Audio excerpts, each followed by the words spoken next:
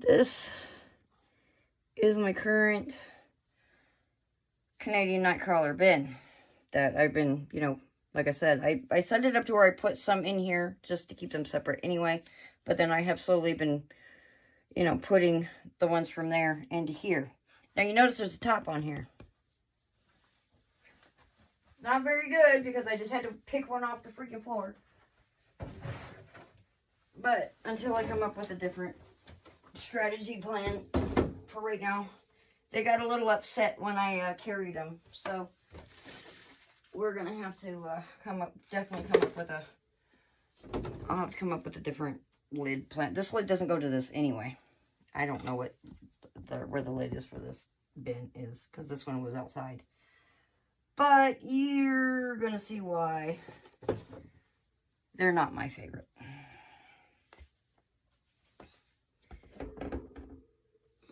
So I put, I have a cardboard, and then I have dry shavings on top, because I'm battling these stupid little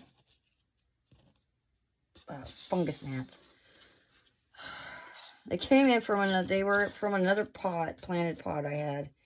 And so now they're over here, ever since I upgraded the amount of moisture. I didn't have a problem before until I added a little bit moisture, but now they're being little pains in my butt.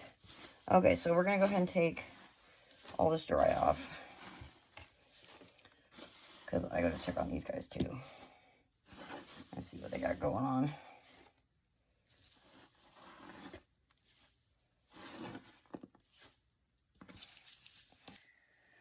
Canadian Nightcrawlers.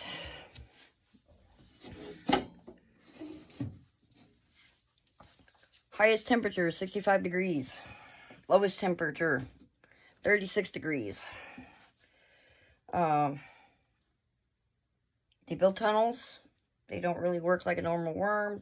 They live in a tunnel, and they kind of, the way they described it, they kind of pop in and out of the tunnel and, you know, get their food. So all they do is want to escape. And it's very annoying. Okay, so this side was the side I fed on, so let's check that side. And from what I understand as well, I think this was the side I fed them on. I think it was. Let me double check though. Oh, no, maybe not. Maybe it was this side. Literally the only thing they do is try to escape. They get that upset. Really eating the food very much.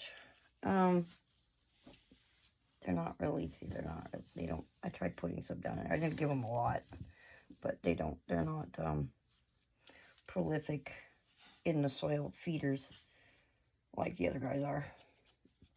So their food's pretty much got to be on top. So I think that's what we're going to do. We're just going to put it on top. So anyway, so see, I just moved just a tiny bit. And they're already having a conniption. And that's literally all I did, was just move a little bit. But look at how fat these things are. These things are huge. So after I get done doing this, what's going to happen is I will be fighting pretty much all the worms that are in this bin on them trying to get out. Is it easy to deal with them like this? No. Do they take a long time to reproduce and breed and grow? Yes. So, is it worth my time trying to fight them to keep them in when I have them in? Or just put them outside or something and let them go do their thing and stuff? See, I've got one way over here. I mean, they'll climb. They will. I just picked one off my floor that was way over from where the actual bin was, because it decided to get out of the bin.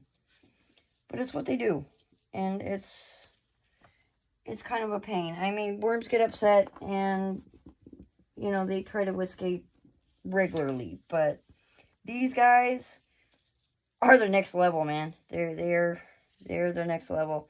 I guess they're probably the equivalent to that one set of worms that a lot of people have a tendency to have problems with, and it's what the, stay in the bin. I mean, look at this. What are they called? The African Nightcrawlers, I think, are the ones that people, in general, most worm breeder tends to complain about. They're naughty. Well, these guys are naughty.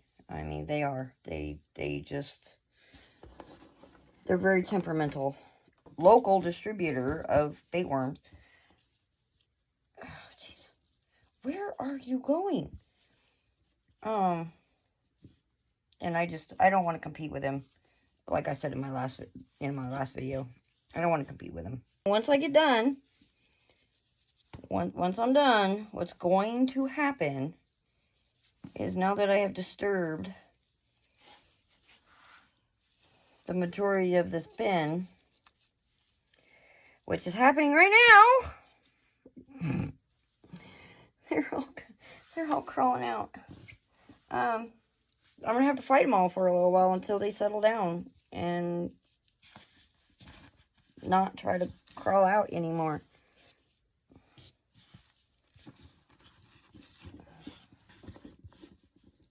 So anybody who hasn't had Canadian worms, this is the endless battle of having Canadian worms. Temperature's one thing, because I mean, in some cases, I probably have a couple spots where I could put them. Too time consuming, having to sit here and keep them in the container while I'm trying to work them in the container. Or move the container. I moved this in here. And after I got done and I set it down, they literally, about 5 of them I was fighting, that decided to try to escape. Yeah, it was about 5 of them, I think, that I had to sit there and keep popping their little heads down because they all kept trying to come out. Because it's pretty hard packed down here. I mean, they like it that way because that's where also how they like to build their tunnels, but smell wise, I don't want to. This has been sitting for a little while. It needs to be fluffed. So, but I think basically what these guys do is when it's hard packed, it allows them to build their little tunnel system, whatever kind of tunnel that they build. That way they can pop out of it and eat and do their thing and stuff. But, you know, when you've got liquid on the bottom and stuff like that, you have to turn it after so long. I guess right here, we'll just do it right here. Of their food that they gotta finish. I don't want to feed them. They still got a bit that they need to eat up. So we'll just put it on top.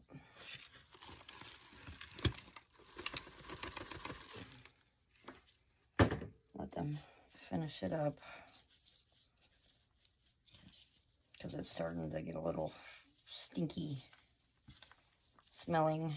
So that means it's not getting broke down as fast as what it should have been. So, get back here. Come on. Get back in there. So, yeah, just sprinkle some of this on top of the smell. It does stink a little bit.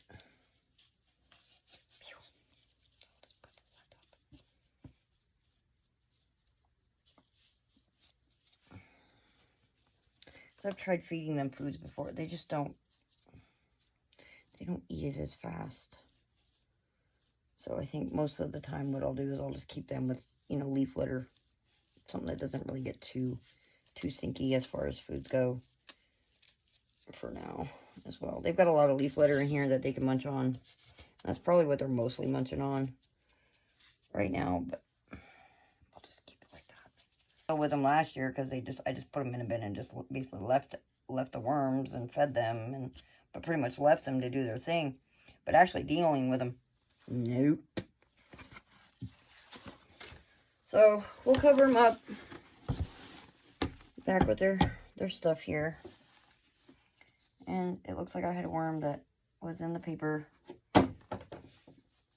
He got a little upset or something, and apparently he was in the paper, and he's a little limp because he got a little dried out from the paper. Well, I guess that's what you get for hanging out in the paper. I've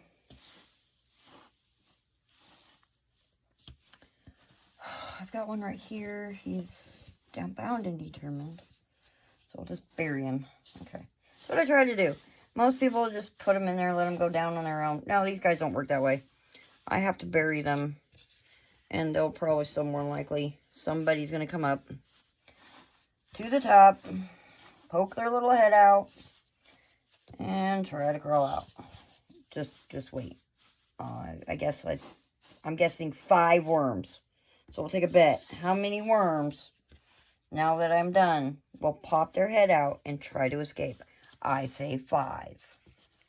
And see what happens.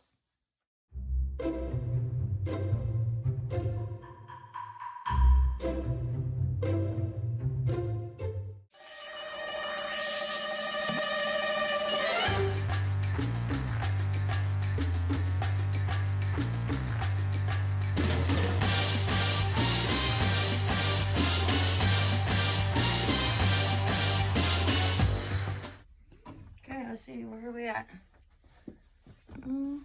Got any escapees? I have to step out for a little bit.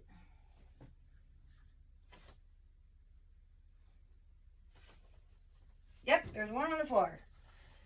Okay, one down. Oh, jeez. These guys are just something else. Yeah, these are the problem children.